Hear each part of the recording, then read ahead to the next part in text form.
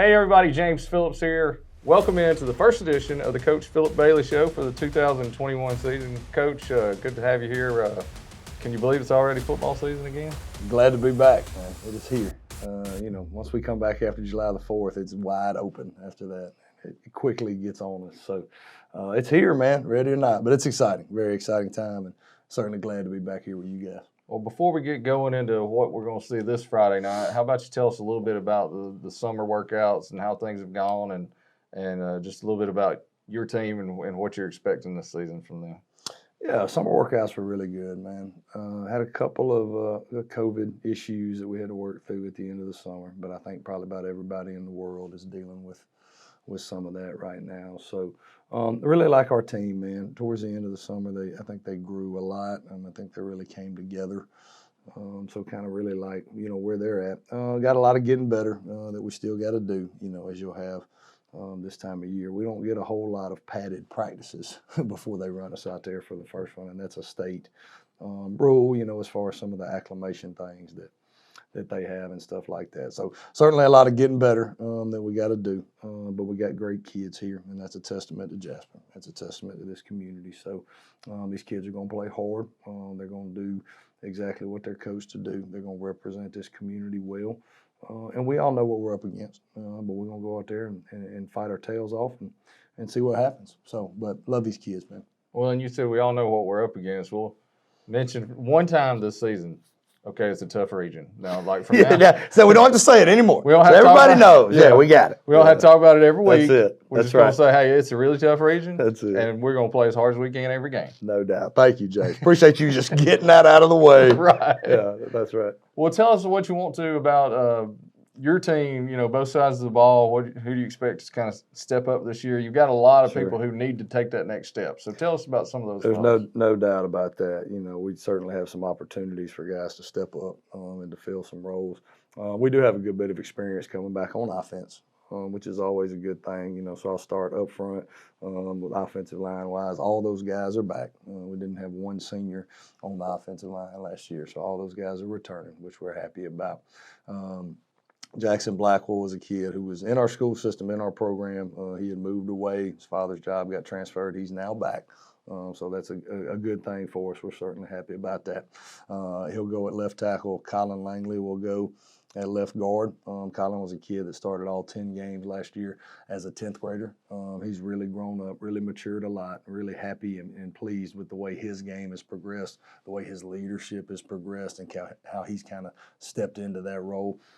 Dalton Dawkins will go at center. He's the bell cow for us. He's the one that got his hand on the ball and makes all the calls and IDs fronts and sets protections and all those things that the center has got to do. So great kid, really good football player. He's got some offers to play on Saturdays, and I think he'll end up with some more. So Jasper Odom plays right guard for us. He's a kid that started all of last year as a 9th grader, as a true freshman. So certainly you have some growing pains, when you got to run a freshman out there like that. But he's gotten better, and I think that experience is going to benefit him down the road.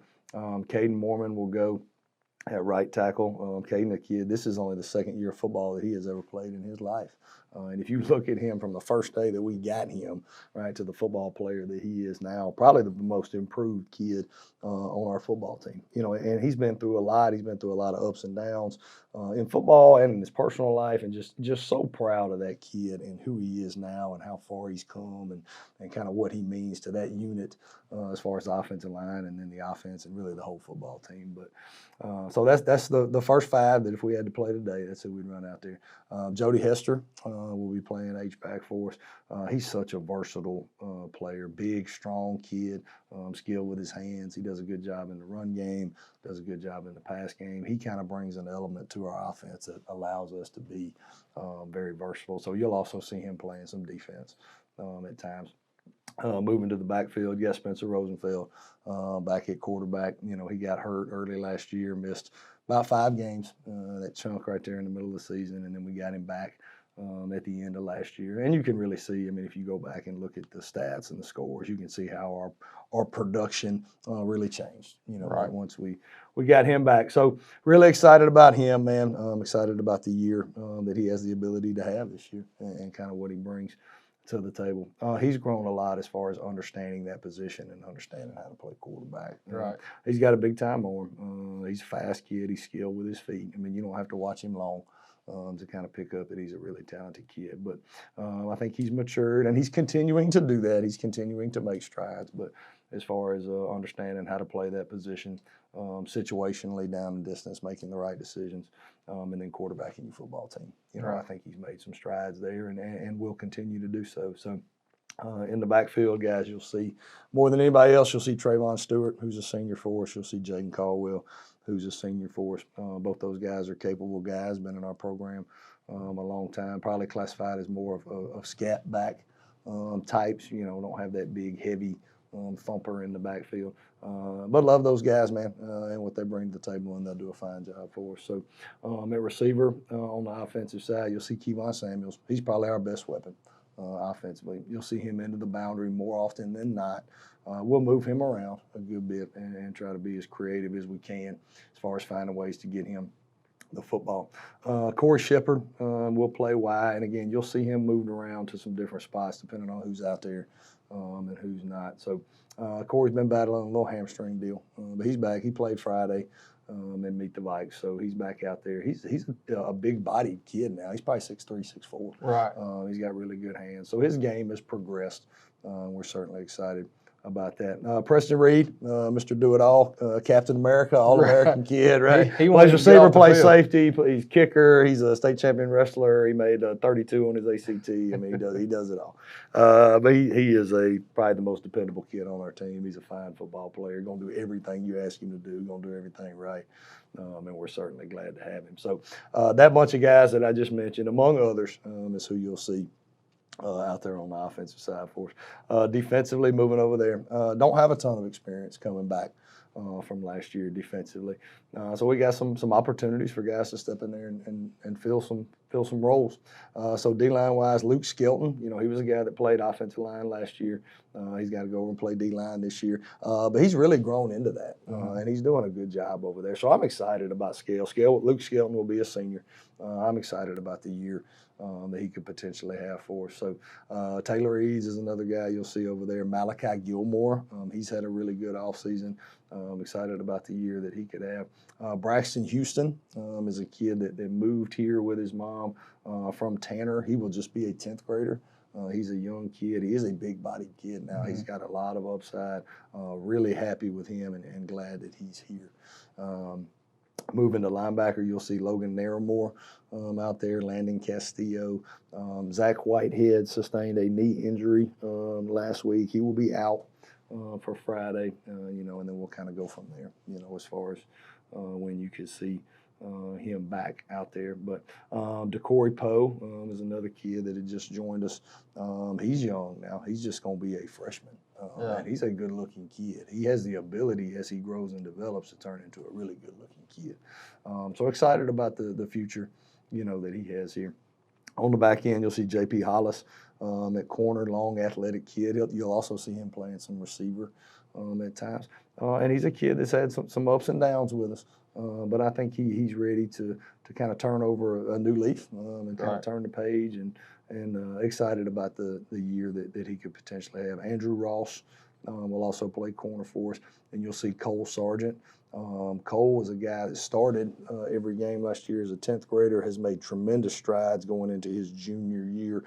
He's probably one of the better players on our football team. Cole has worked his way and matured his way into being that, and really happy for him and pleased with his development. Right. John Luke Walker is a guy that you'll see playing safety for us. You'll also see him playing some quarterback at times.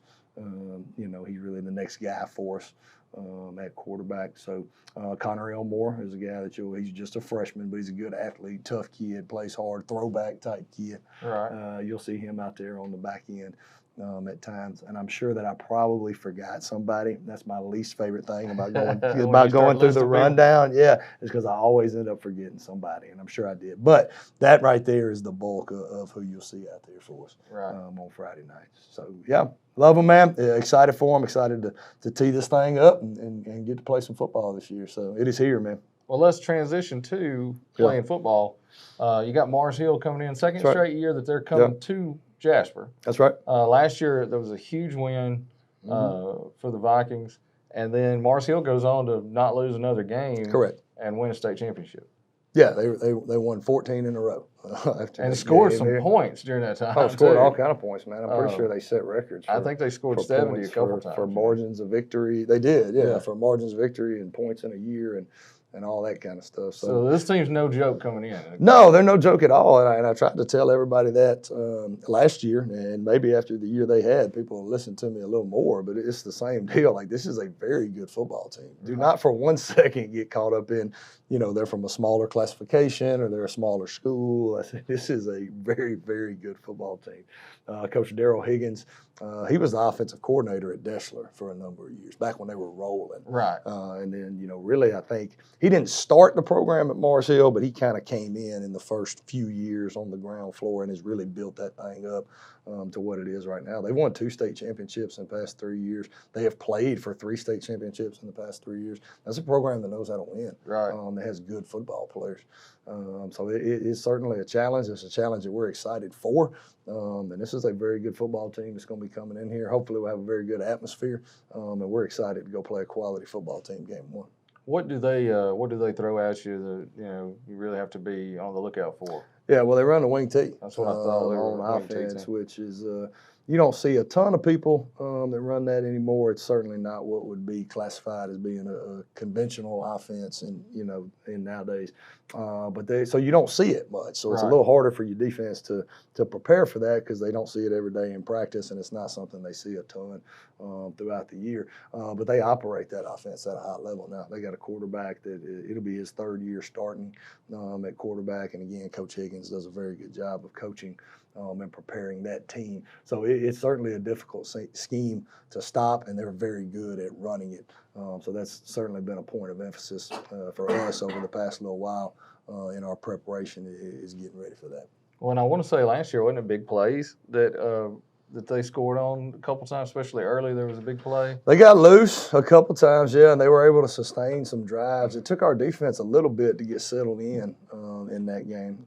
We were fortunate. We forced, I think, 3 or 4 turnovers in that football game. And then our defense did kind of settle in down the stretch. I think they got used to the speed of that and the quickness at which things were happening. So I think they settled in, probably played a little better down the stretch. But that first little while in the first quarter now, I mean, there was certainly an adjustment period for us in that deal. And like I said, we were able to force some turnovers, which I think ultimately was the difference in the football game.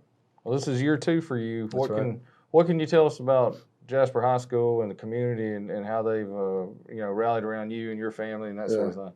Man, I tell you what, I've made this joke before. When I first became a head coach, talking to other guys who've been doing it a lot longer than I have, said year 1 is all about managing the chaos. I had no idea how right they were. Right. I took this job, I think it was, right at the end of January, early February of 2020. And then about 6 weeks later in March, the whole world shut down. We thought it was 2 weeks to flatten the curve. I mean, you think back, man, none of us had any idea. It was like, all right, well, 2 weeks. I guess we'll go to the house for 2 weeks, and then we'll come back and get ready for spring. And then we never came back to school that spring. And then, finally got them back in June, and then just figuring all the things, the way this pandemic has changed all of our lives. And it's certainly affected a lot of the ways that you coach football. And there's certainly things even now that we have to do different, than we've ever done before, and things that you have to take into account that you never had to before, as far as quarantine and who's sitting beside who. There was a time when you just got them on the bus. That's all I was worried about, was getting the kids on the bus. You gotta have a chart. And that is no longer the only thing that I have to contemplate during that. So, and when having kids in the program, either as a player or as a filmer, I appreciate you being able to get them on the bus.